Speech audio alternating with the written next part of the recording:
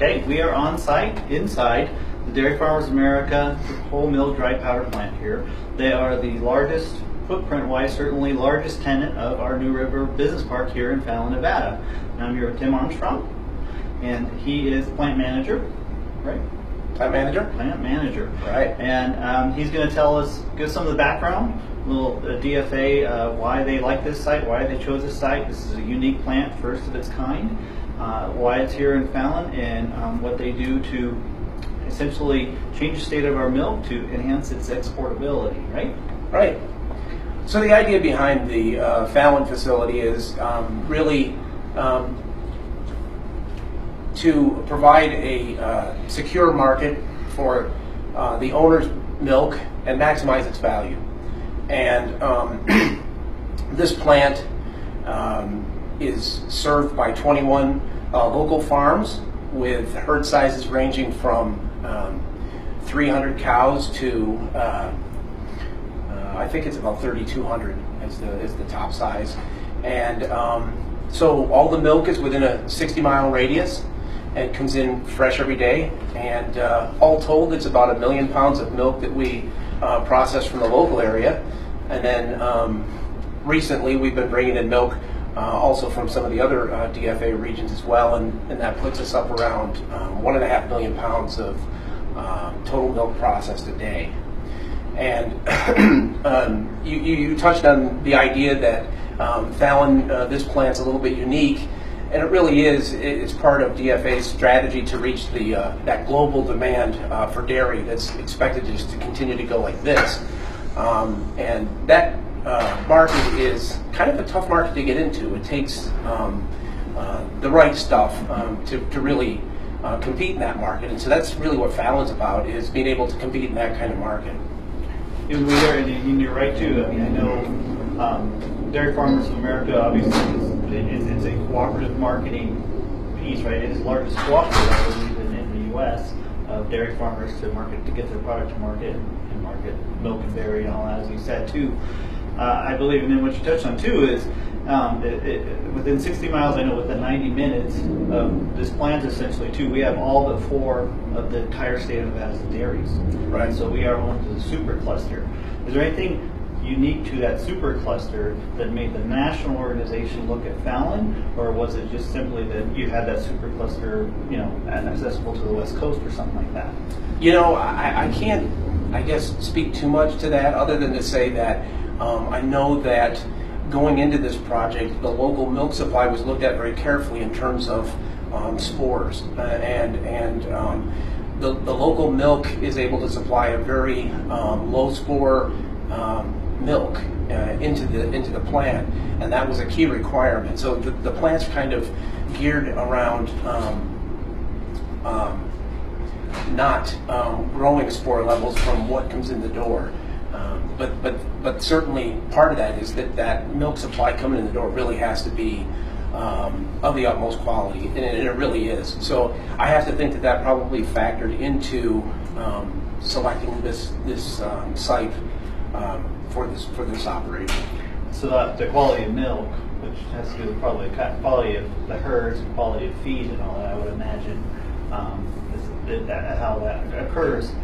As far as the change in state too, as I said, that's what you're doing. You're drying milk so it can last longer on the shelf, be shipped further regions. In economic development terms, as I said, that's we call it export enhancement, where we're able to increase our dollars for the products that we naturally produce here.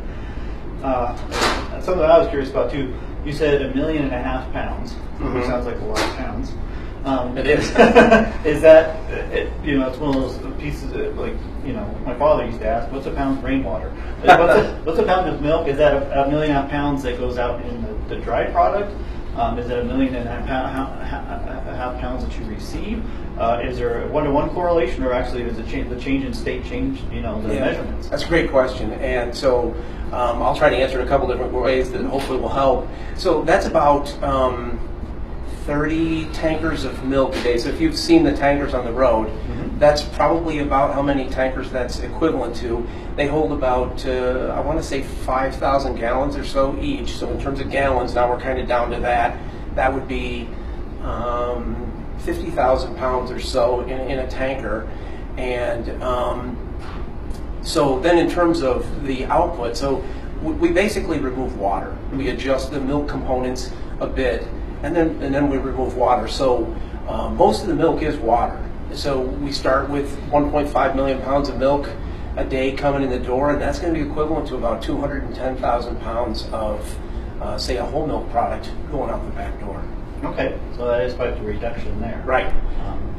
So that would be, let's see, in terms of bags, somewhere around maybe 3,500 of the 25 kg packages that we produce it in, probably something like that.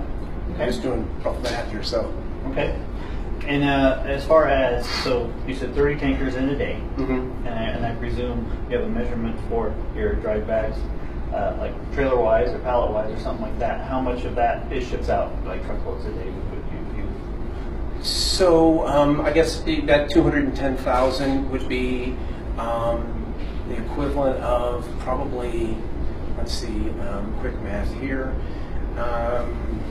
We do 48,000 pounds on a truckload, let's say. So you've got, say, four truckloads of milk powder you might produce for all those 30 tankers of milk coming in the door. And the rest is water that, so the first stage of the process would be evaporation in a falling film evaporator. So we take that water off, and then we actually reutilize that water to clean the plant. It's actually Category 1 water. We treat it, Okay. then we're able to reutilize it in the plant.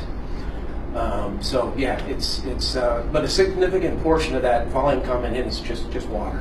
So that's in that effluent water, if you will. That is essentially what it is. Like you said, retreated water. Mm-hmm. That's very smart use of water in our desert, Absolutely. where ag is our number 2 contributor, but our largest contributor for natural resources for sure. So that's very smart use of that. And if I did my math right, then I mean you're over 7 trucks of milk for every one that goes out with the product. So a 7-to-1 ratio, I would think, is pretty good for export enhancement there. Absolutely, and that's I think one of the primary strategic goals of the plant was to reach that global market. We certainly do market some of the product on this plant into the domestic market, but probably most of the business is export in nature. So it's a major part of what this plant is about.